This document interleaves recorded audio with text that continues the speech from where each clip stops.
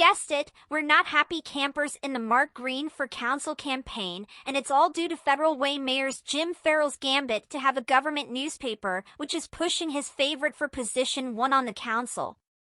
We will get to the government totalitarian newspaper later, but the favorite of the establishment is longtime incumbent Lydia Dawson. Yes, that Lydia, one of the 4 council members who voted to have Steel Lake Skatepark demolished, but fortunately that was reversed due to a community backlash. Welcome to our 13th edition of the American Sunlight News and Literature podcast, especially our supporters who have been with us from the beginning.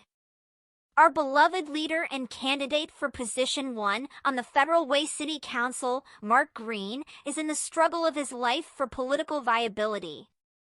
As many of you know, Jim Farrell was part of the establishment forces that gave Mark a hard time in 2015, some would even say ringleader.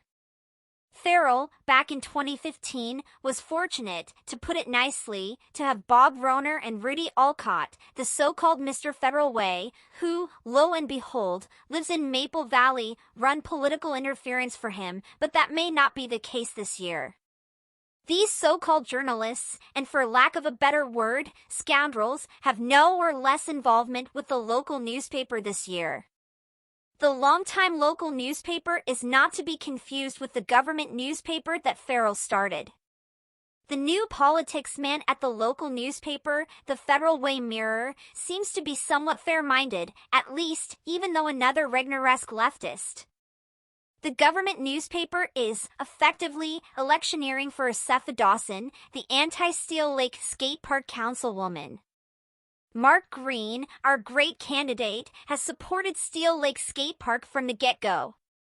The paper is ringed with political innuendo and de facto electioneering in an election year, as if that would make a difference, since the government should not be in politics at all.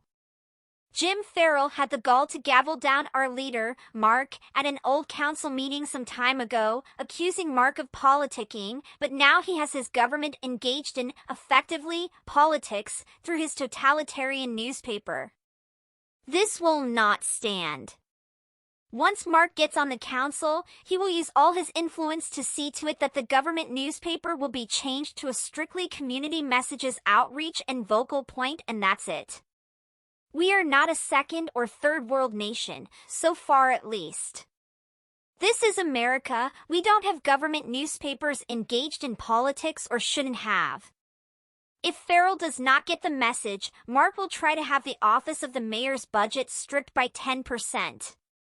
That will be a starting point for political leverage until the government newspaper is no longer around, even though as a future incumbent, it would work to the advantage of Mark, but our candidate is not about seeking advantages, but standing on principle. I tell you, dear supporters, Mark is working hard on policy this summer, as he has a new proposal called Pristine Federal Way.